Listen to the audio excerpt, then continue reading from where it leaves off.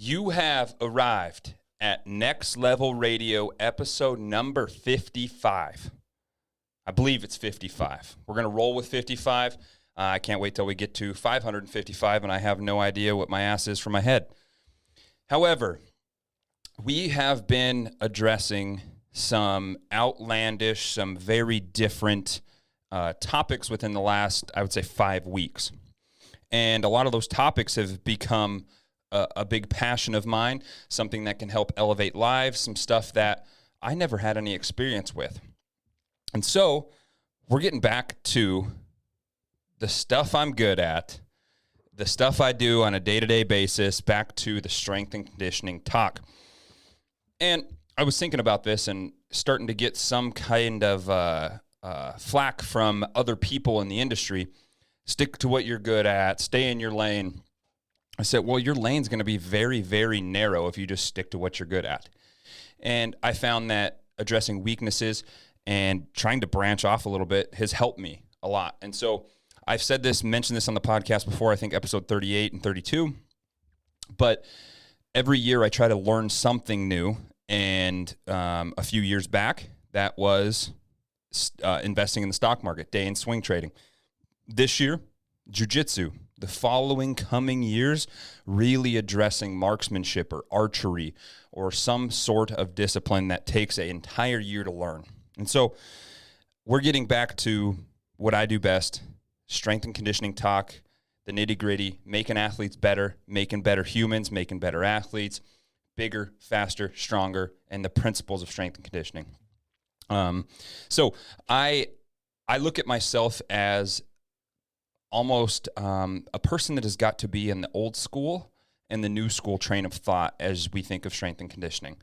I didn't just get a weekend cert.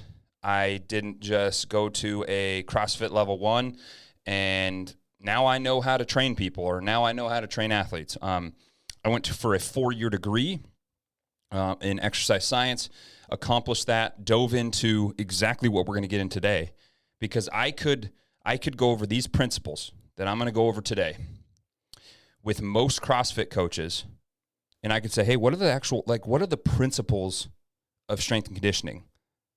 Like, does Vergashansky, Zatorsky, like any of these names ring true to you, or did they ring a bell at all? And a lot of them wouldn't know what I'm talking about. So these are things that have been established by giants in the strength and conditioning world. Louis Simmons, Dr. Squat Hatfield, like these are people much smarter than myself.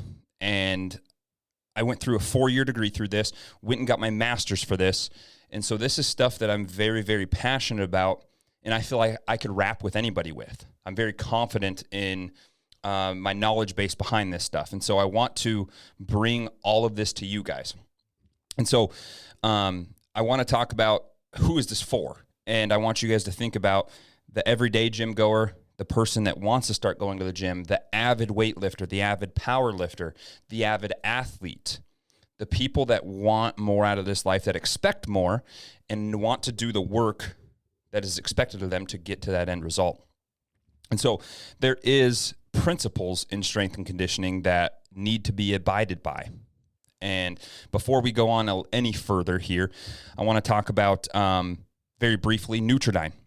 I've been a part of Nutridyne for almost 6 years now. So this isn't an MLM that pops up as very, very popular, Advocare, and then dies off because it's a pyramid scheme. This is something that has been around for years, and years. And they are actually very, very against establishing pyramid schemes. Been a part of a human being that attempted to turn this into a pyramid scheme, and that's not what they're about.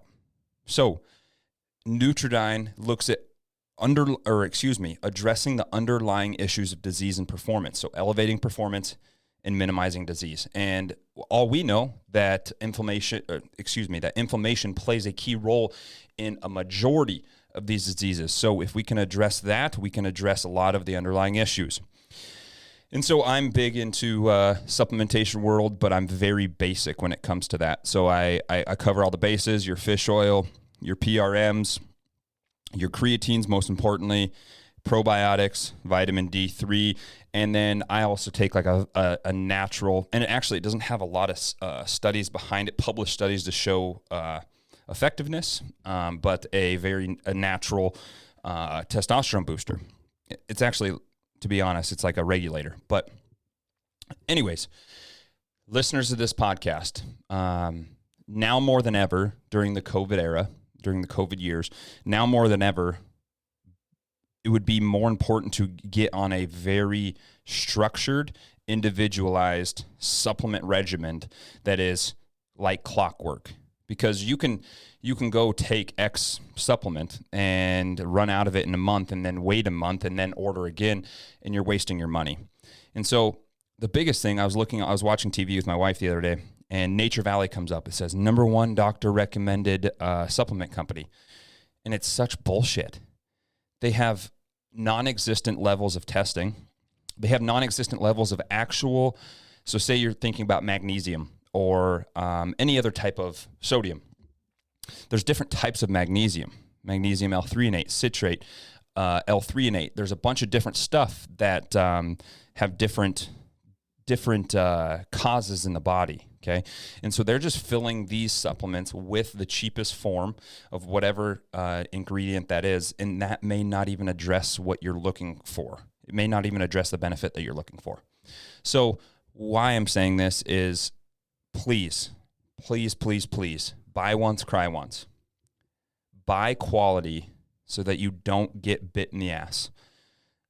This is the best decision I've ever made because I'm actually spending less money in the long run. I have to take 1/4 to 1/8 less of these supplements than I would Nature Valley. So you're taking less, you're spending maybe 5% more, maybe, and you're paying for third-party testing, the effectiveness and the dosage, medical dosage of those supplements. So listeners of this podcast, you won't be spending any more money because you're going to have a 20% discount. Okay, I've had a handful of people hit me up on this. I send you 2 documents, you fill those out, bang, wada, boom, you're set up, whatever you need. It's in your shopping cart. We send it to you and you're ready to rock. This isn't MLM. I don't make money by signing people up and getting all of you on underneath me and my flock. This is not an MLM. This is just helping people.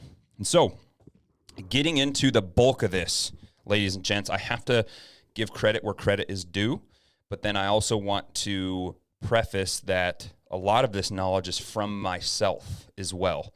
Okay, I'm standing on the shoulders of giants. I've learned from the people that pioneered this entire industry.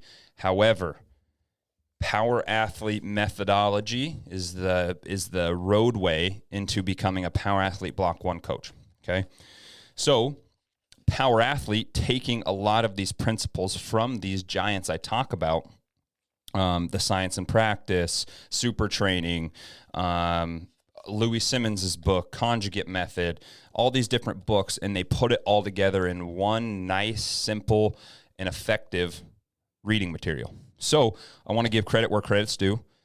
They do mention a lot of the principles that I'm going to talk about, and I will talk about the actual ones that are theirs themselves instead of the actual training principles.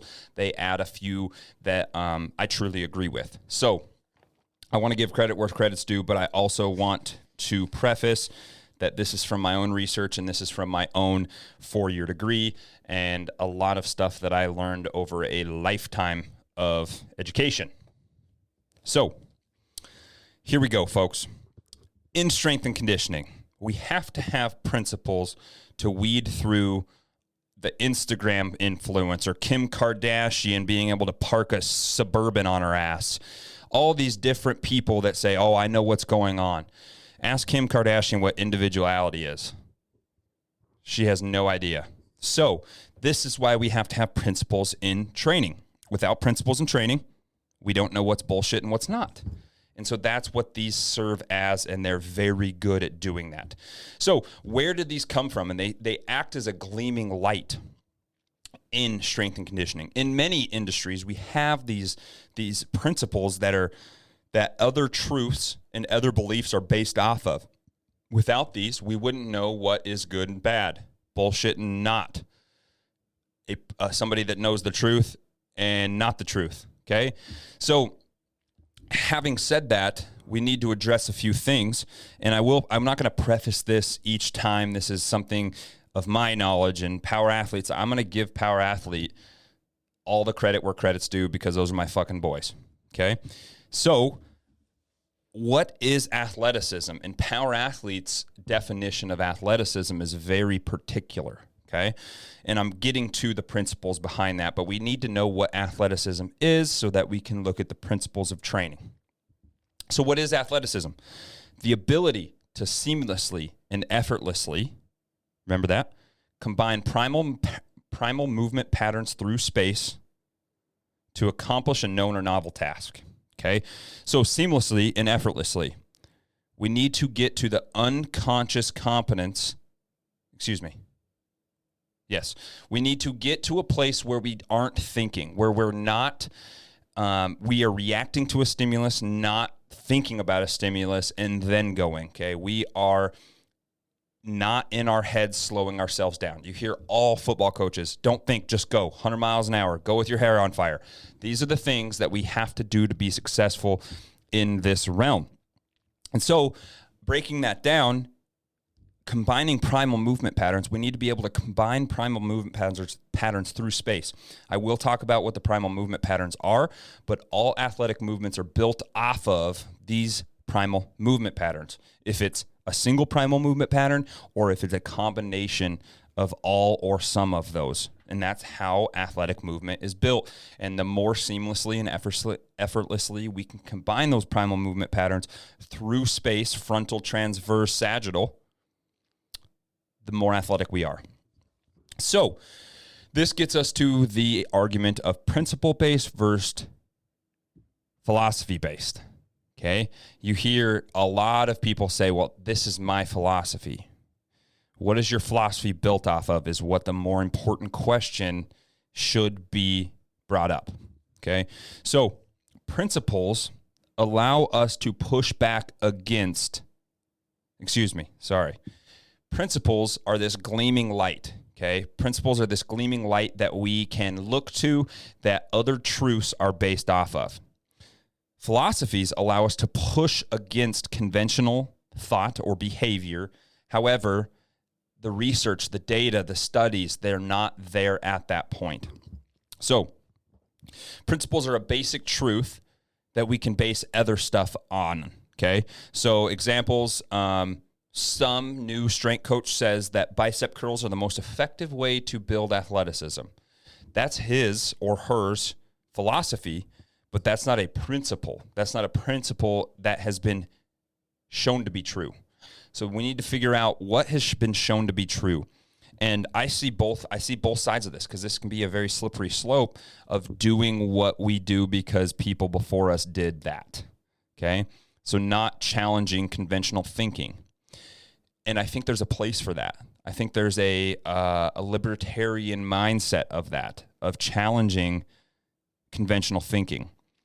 But we have to realize that some conventional thinking is based off of truths, such as principles, in any different type of industry.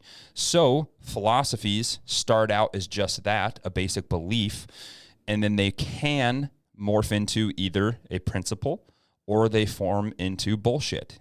So we need to be able to find that that line there. And so there should be a way to challenge conventional thinking. If a coach wants to implement a new type of training, a new type of methodology, they better have science. However, all athletic training athletes, general population, high-end dogs is never going to be 100% scientific. We have principles that we follow that we believe are true.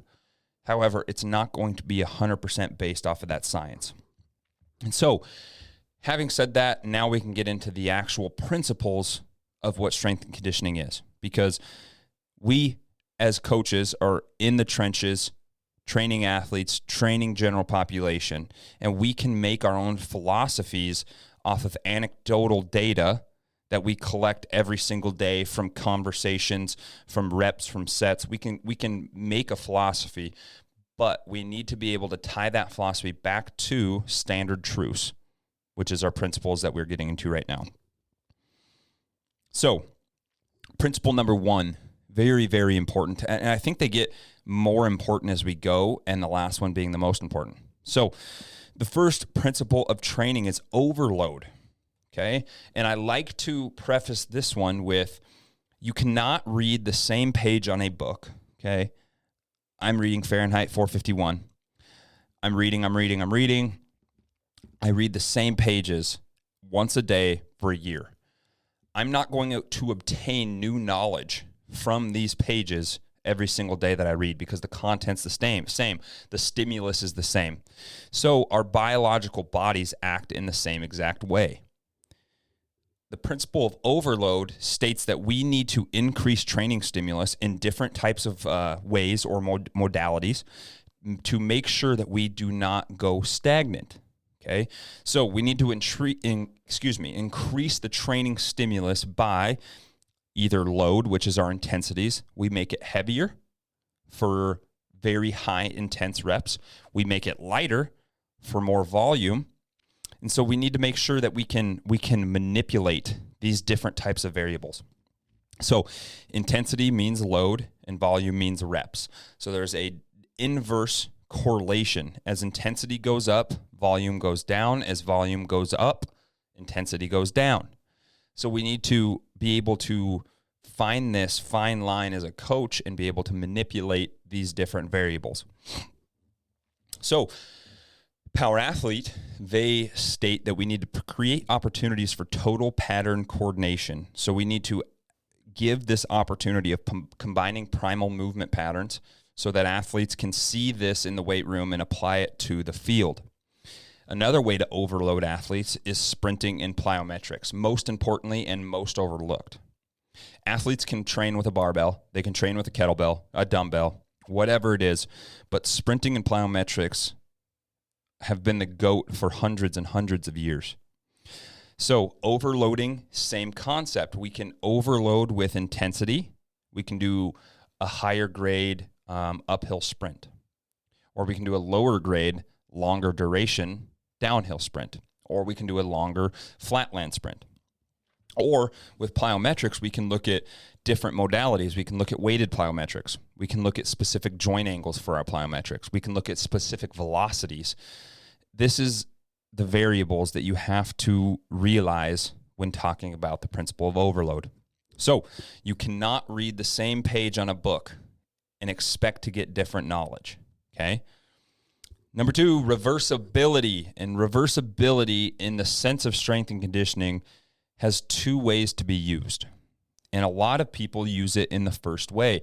They say, in X amount of time, I lose X amount of power. I need to, that's when I'm going to lose that stimulus, or I'm going to lose that adaptation from that stimulus, So it's used in that way. But it also can be used very powerfully in programming, and we can use it very powerfully in this sense. So I want you to think about a quote that John Wellborn has talked about in the past: quick to ripen, quick to rot. Okay, we always hear the saying, "old man strength." Okay, and to some extent, this can be true. Strength, true 100% maximal strength, takes a long time to develop. Okay, true maximal power or speed in correlation to, or respectively to, strength is a very minimal or short amount of time. So quick to ripen, quick to rot.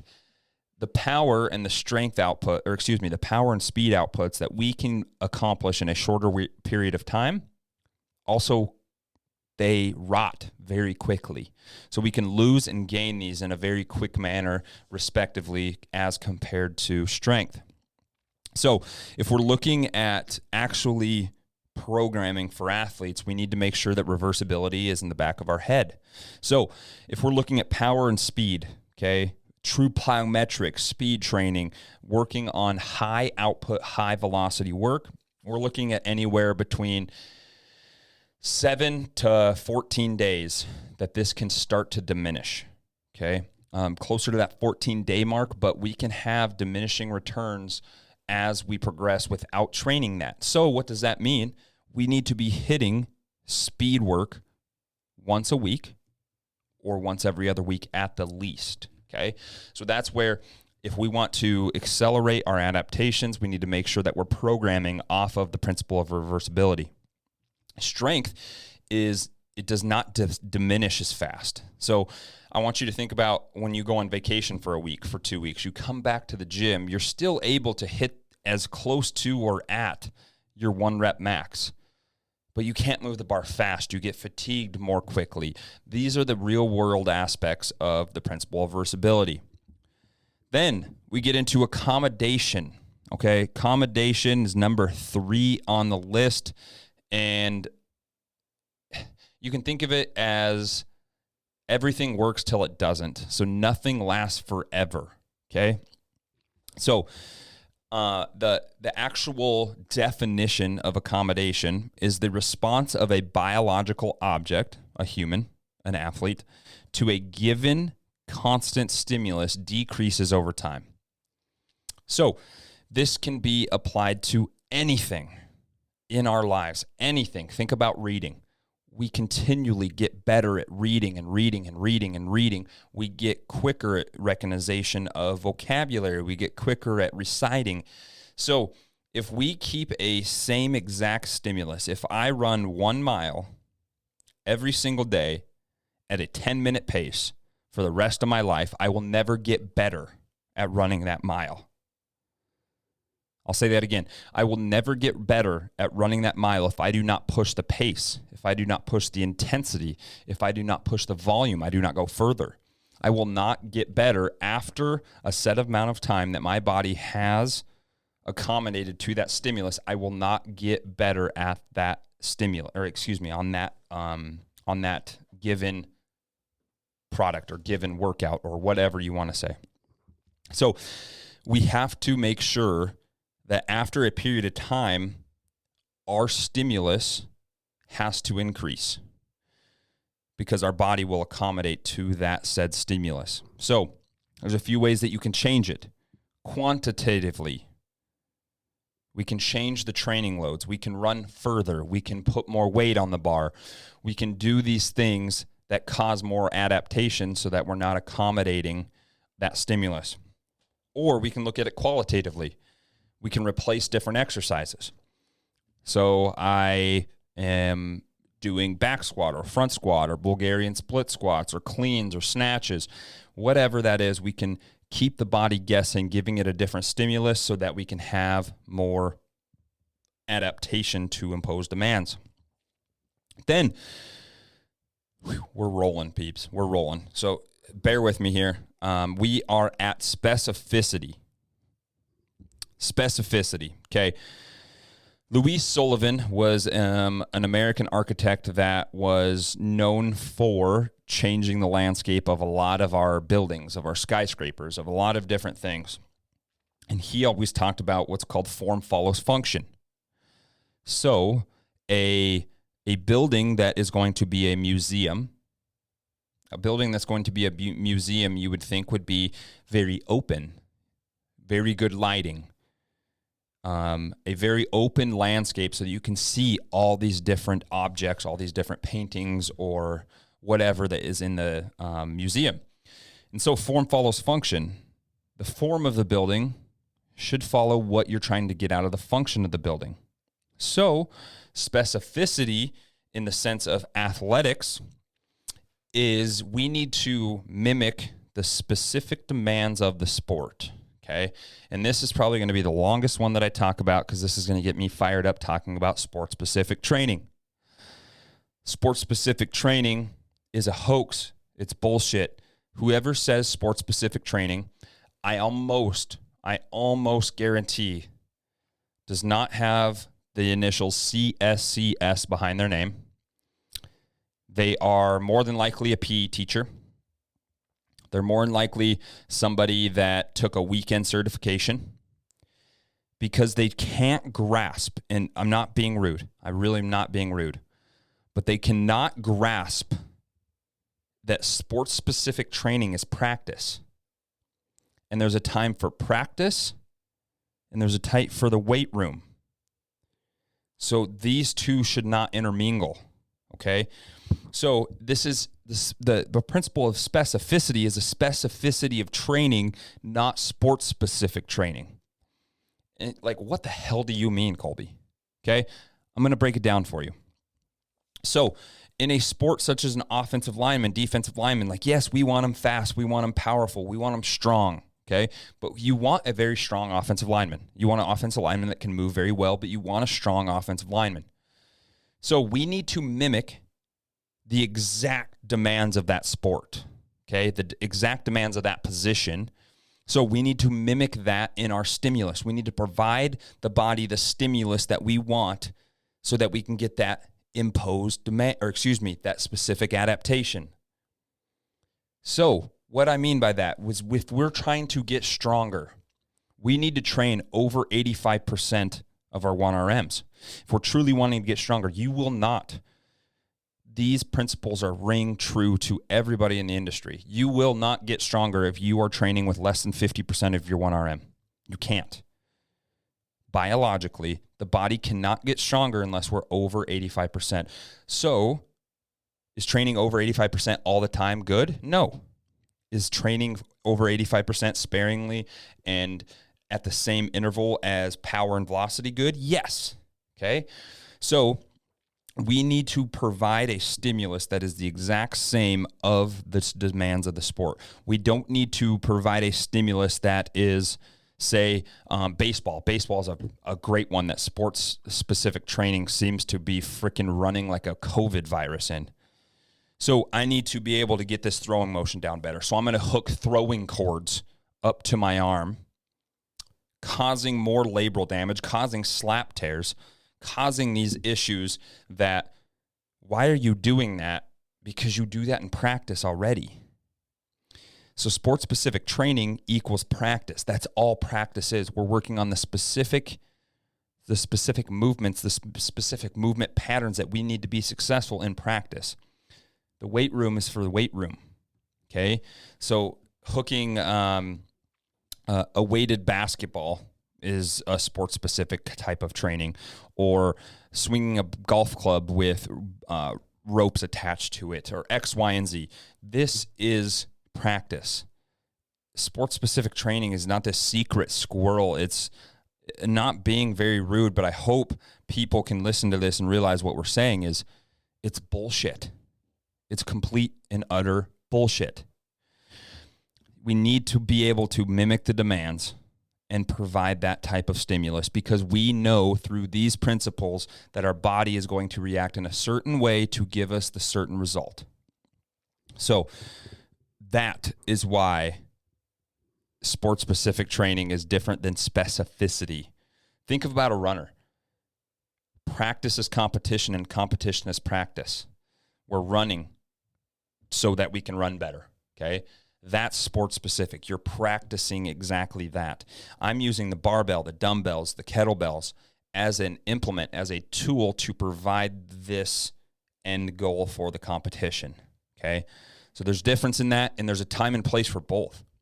As a strength and conditioning coach, I honestly think that practice is just as important or more important than strength and conditioning. However, implemented together is an optimal approach.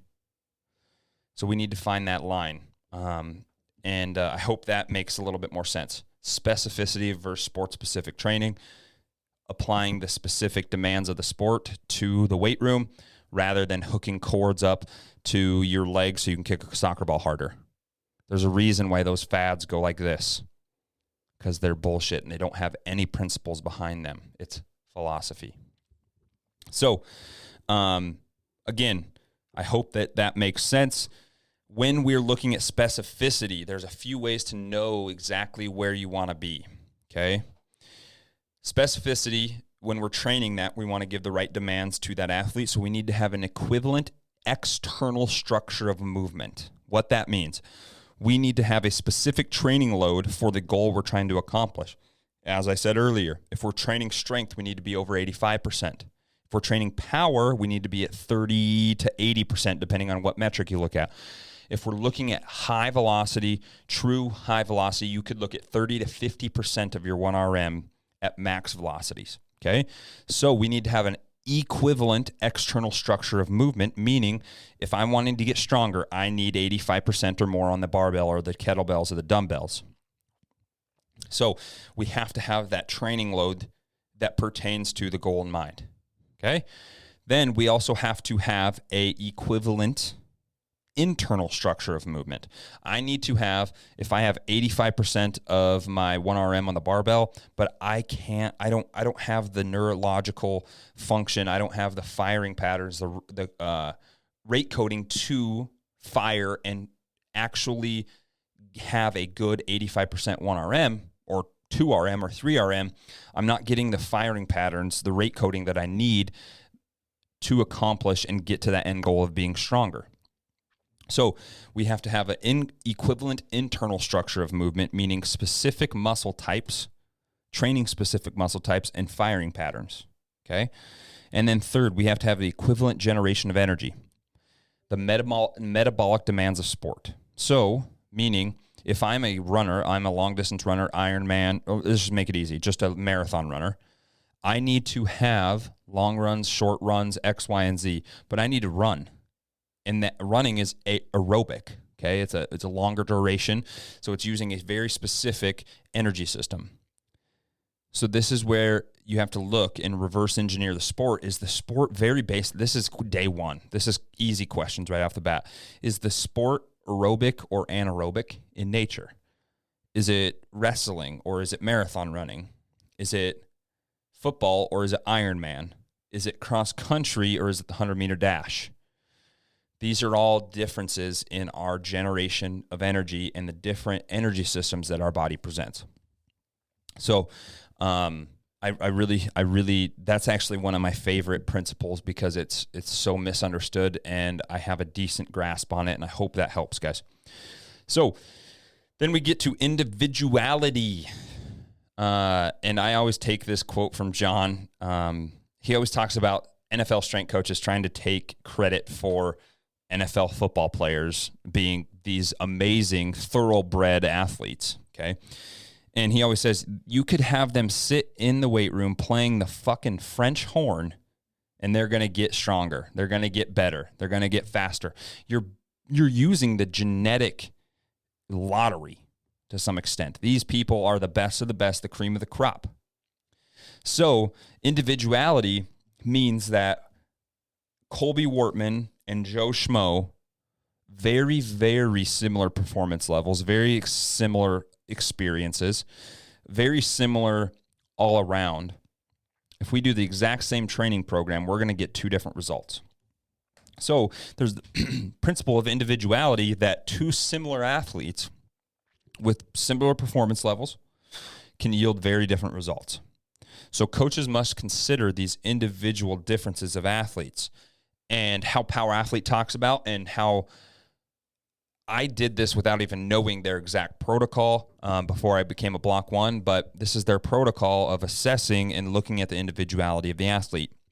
So you first must assess them. And I take on my own philosophy and their philosophy of assessment. So we do an actual movement assessment. So we go through Faber test, we go through upward rotation test, we go through an overhead squat test, and we go through an ankle mobility test. From there, we give them what we call their prep work. And after that, we run them through a warm-up. But this warm-up is used to identify limiting factors. So we have them do walking lunges. And when we have them do walking lunges, we have them do a vertical shin, big toe digging, vertical shin, vertical torso, pull yourself up with your front hamstring. And if we're not able to do that, there's some very specific breakdowns that are going to tell us a lot about the athlete. So if we can't hold a deep vertical torso, we're not able to load that front hamstring, and we're very quad dominant, we're going to see that we need to work on the posterior chain.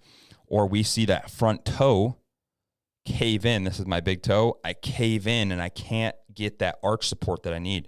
Maybe that's something that we need to work on and look at in the foot.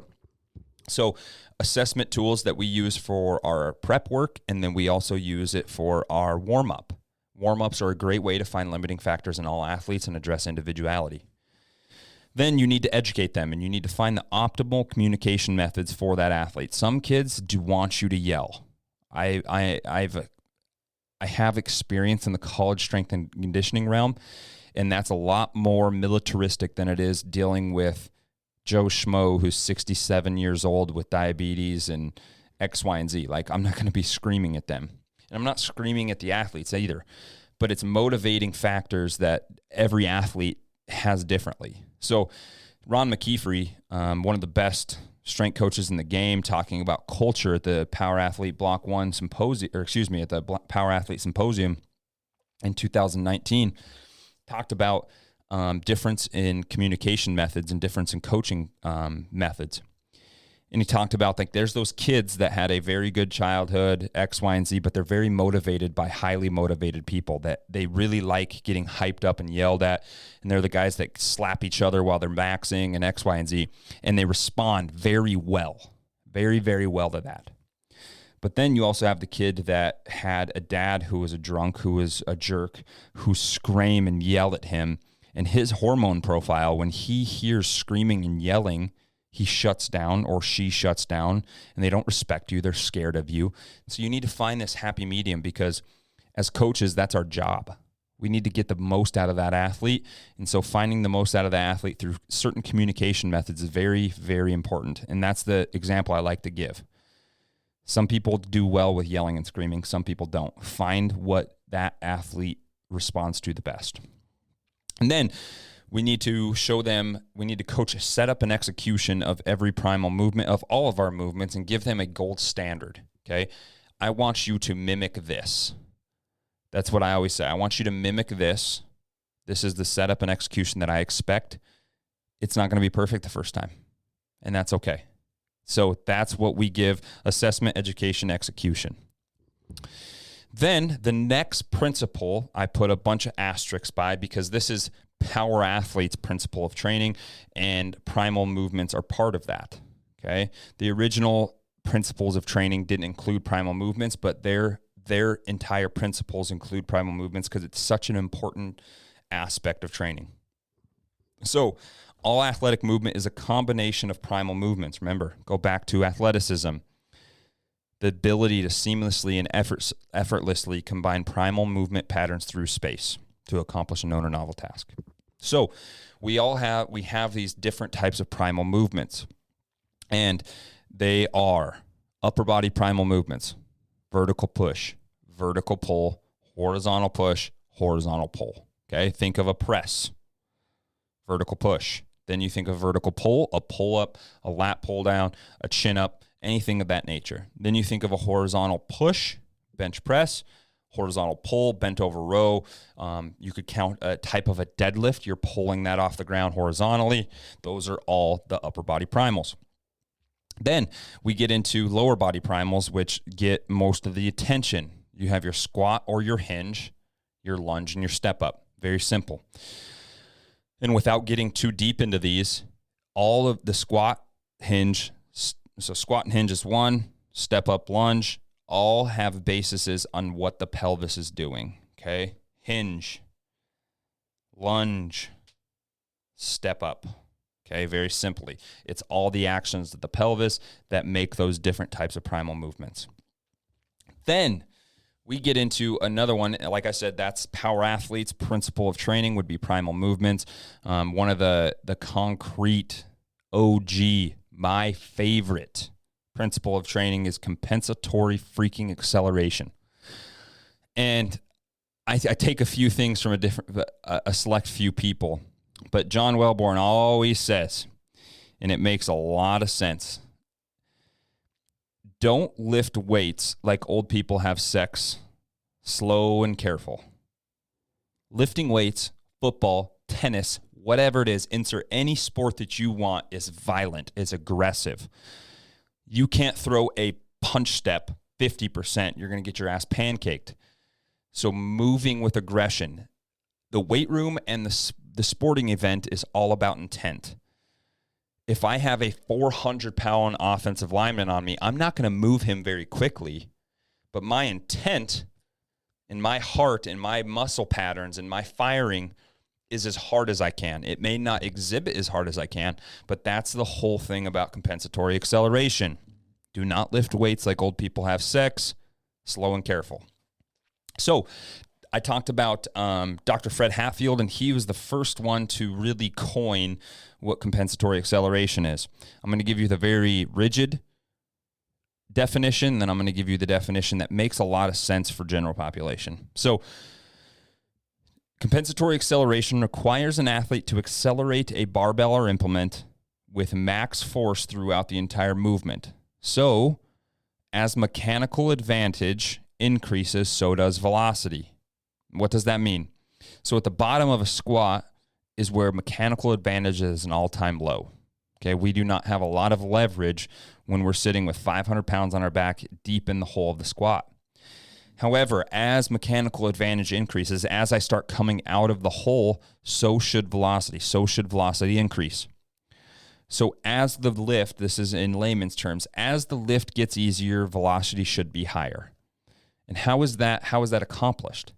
That's accomplished by having the intent to move the barbell as hard as you freaking can, being violently aggressive in every phase of the movement.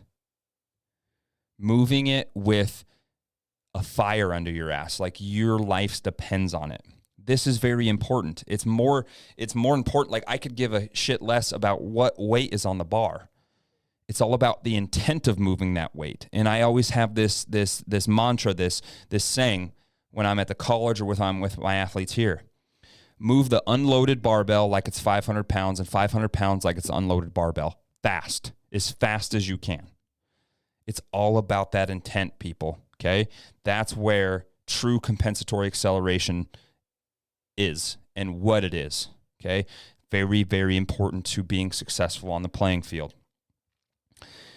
Then, lastly, we get into the SAID principle. And I talked about it. I said they get very, very important as they go on, and then boom!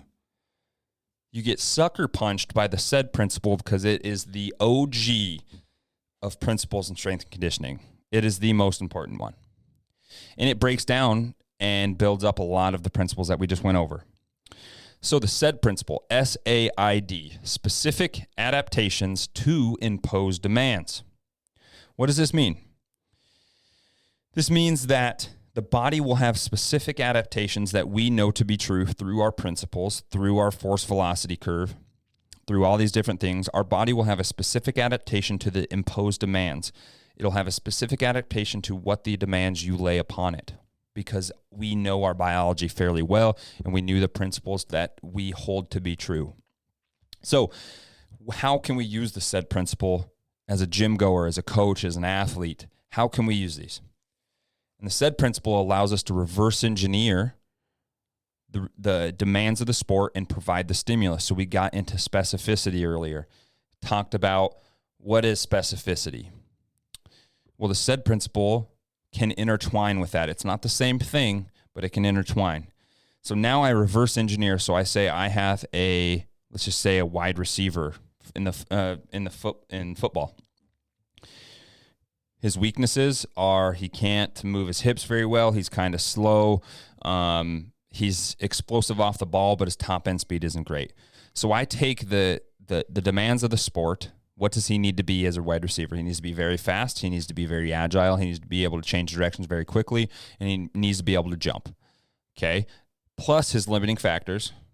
Then I can build a program around that. So the SAID principle says if X, Y, and Z is what you want, then these are the demands, or these are the these are the demands that you need to impose on them. So here's your goal, here's the demands, put them together, and now you have a program. So you're able to look at the demands of the sport, reverse engineer it, and now you have everything you need. So the SAID principle is very, very powerful, allowing you to build the athlete that you want. So this concludes the principles of strength and conditioning. And I hope that you guys are able to grasp that. I hope you guys can take something and apply it to your weight room right now. I hope if it gets down to boiling it down to you can't get stronger, literally stronger. You can grow muscle. Growing muscle is not getting stronger. You can't get stronger by lifting light weights. Okay? If you could get stronger by lifting light weights, everybody would be doing it. Why are we lifting these heavy weights? Lifting heavy weights sucks. It's hard. If you could get stronger lifting light weights, everybody would be doing it. Okay? So doing a Shanti intensity movement, dancing around, freaking you're not going to get stronger, people. You're going to raise your heart rate, but you're not going to get stronger. Okay? So that concludes all the principles of strength and conditioning. If you guys have questions, please ask, because that concludes, I think I said episode 55. Next Level Radio, episode 55. We will see you guys next week. We got a special guest on for next week, already pre-recorded. But leave a review. Check out Spotify, iTunes, YouTube, Next Level Training, addressing the biggest issues in finance, business, adventure, whatever it is, strength and conditioning, and bringing it to you, the coach, the business owner, the dad, the mom, whoever listens, we're bringing it to you. So peace. Have a great week. We will see you next week on Next Level Radio.